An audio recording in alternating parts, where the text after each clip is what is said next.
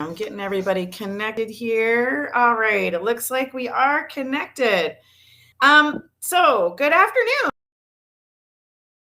I hope everybody got that I was coming on a little bit late morning and wasn't able to get to you right away. But here I am. Got some fun things to talk about. So today, my topic: when is it time for, or is it time for a parent / loved one to downsize? In that conversation, maybe ask that question. Okay, so I'm going to go ahead and just jump right into it because I think this is a great topic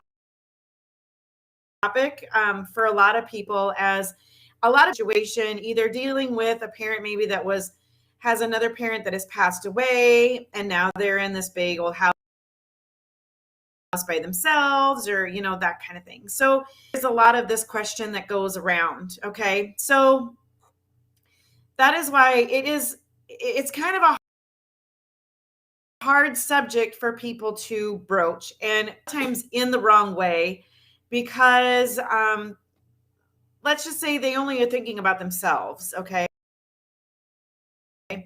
so let me kind of give you the scenario. Days their parents are older, or just in bad health or whatever, and they have a family, raising kids of their own. They're having to juggle family life, and also they're having to juggle parents, and trying to do everything, plus jobs, plus everything else. And to get a little of our own emotions going in that, and we struggle to either see when it's time, or we struggle to of when it may be time. Okay, now obviously there's big obvious reasons, like if they physically cannot take care of themselves, and that's a whole different story. How that they are physically capable of taking care of themselves, but it's just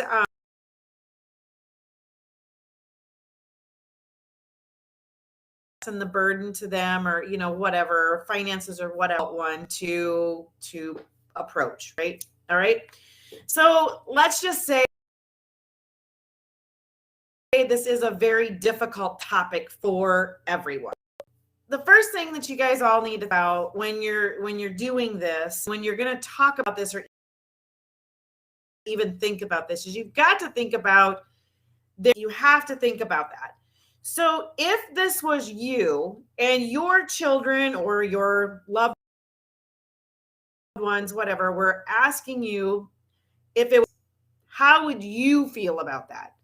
Put that in their shoes. I mean, think about it. This is a house that they have worked very hard with. There comes a lot of ownership of a home, that kind of stuff. Maybe it's the home they raised everybody in, and they don't want to leave it, or they just really love having everybody back there for the memory, grandkids, whatever it might be. Okay. Is it something like that? Or is it something of the thought of having to downsize their stuff is way overwhelming to them? Like, they wouldn't know where to begin. They wouldn't know, they don't even want to think about it because there's just all for it, and they can't see it going to someone else. Okay. Or is it they don't want to give up their independence? Let's think about this. You grow up, you want to grow up so fast that you want to get out of the house and be on your own and make your own teens constantly. Can't wait to get out of the house, can't wait to be on my own, blah, blah, blah, blah. So then you do that and you live several years on your own, or with your significant other, or whatever, in your own rules, you're doing your own thing, blah, blah, blah. Okay, but now you're looking at maybe they need to move in assisted living. Maybe they need to move into an apartment, giving up some of their independence. They're not able to take care of the house that they have had for several years, or whatever that may be. Okay, process. Where do you think they should downsize, and do you think that would fit them, kind of thing? Okay. And it might just straight up be hard for them to admit that they can't do it. As it come to the point in their life where they just feel like they can't do it. Okay. And they don't want to admit that to everybody because dependence. Okay. So I think the best thing to do in this case, in this scenario, is just to sit down and figure out let's put a different spin on this. Maybe the parents are very active and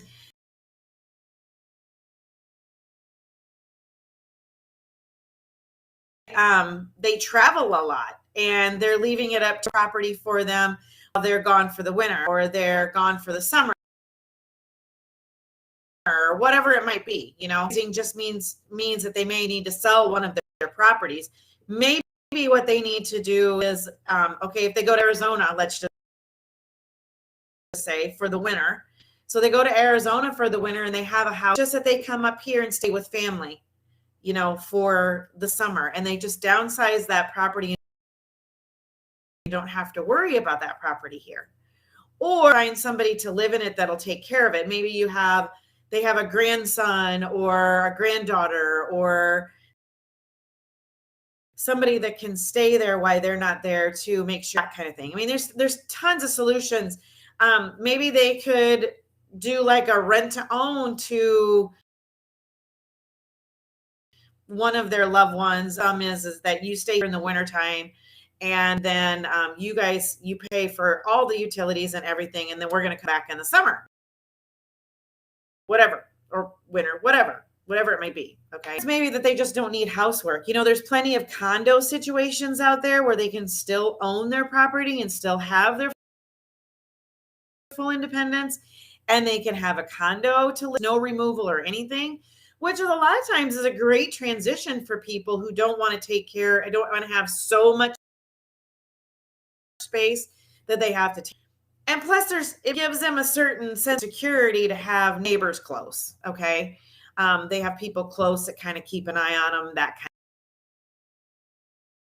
kind of thing. I mean, they all kind of keep an eye on each other. That's usually typically how kind of idea, that kind of thought. Or do they just need to move into a smaller home?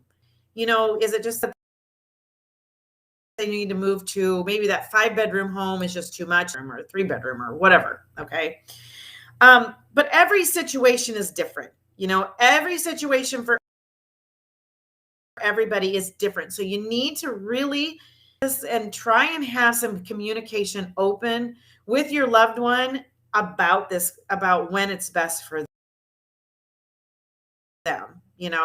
Maybe they need a year to, maybe you ask a question, they're like, yes, I'm out. I'm jumping on and I'm gone. Help me do this. That kind of thing. I feel like it's different, right? Here's one thing that you can kind of ask is, if they're struggling with that conversation of maybe they don't want to give up their independence, maybe you have the money to fix any of the repairs that come about. Some people are in that situation where they're living on Social Security or whatever, and they don't have that. Do they have the money? And is that one of the worries that you're going to see? Okay. Do they have the money to pay someone to help take care of it? If children, we have a hard time saying no to our parents, because it's how it's always been, it's how it's always been. Okay. So we have a hard time saying no to our parents, right? And there always comes to be some sort of expectation, and it's just the way it is, of what their kids can help them with, because maybe it was what their parents expected them to help with as the process went on. Okay. So you need to kind of think about that. Maybe, okay, you know what? I love that you go to Florida or to Arizona or wherever for the winter, but I don't have the time to go and scoop your sidewalks. I don't driveway. I don't have the time to worry about going over and checking your house, to make sure that nothing is frozen. That approach hey, maybe we could rent it out to blank for, the winter while you're there, or they could live with you in the summer. You don't have to. You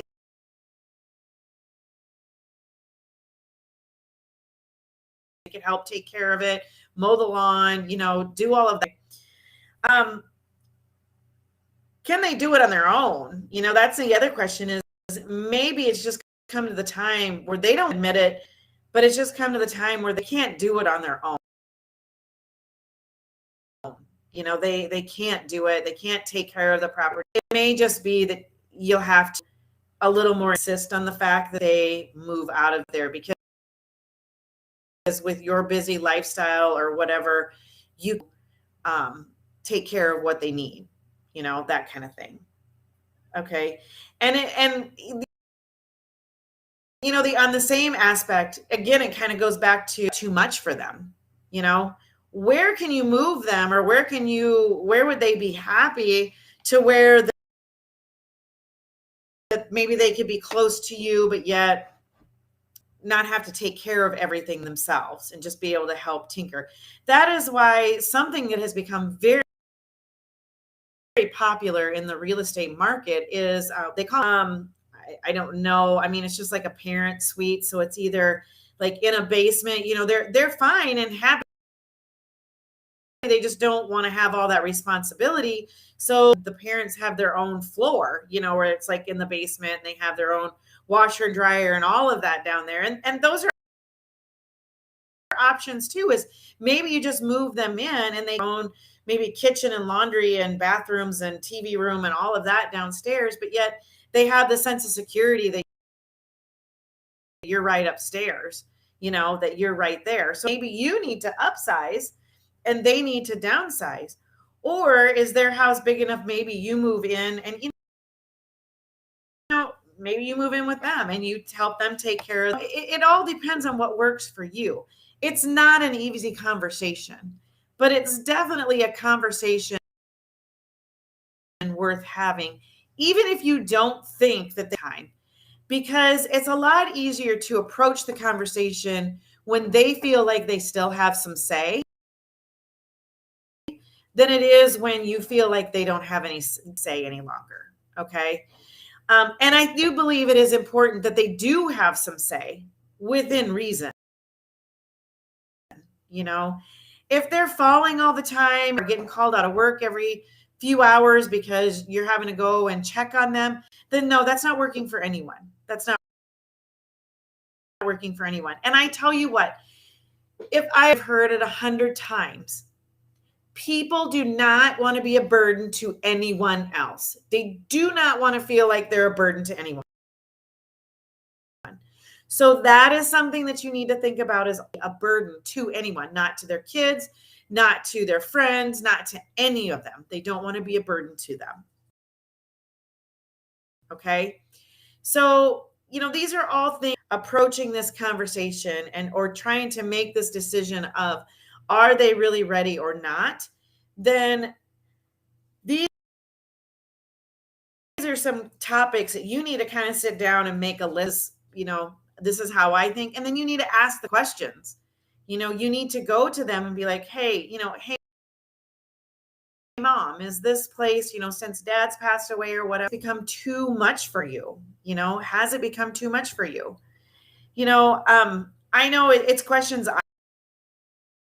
I ask myself, it's questions I ask is, when is it? Right now they're still doing great, and they can get in around and still get out and go, and they're still doing great, but it's conversation with them. And we are an open enough family that I feel like we tell each other,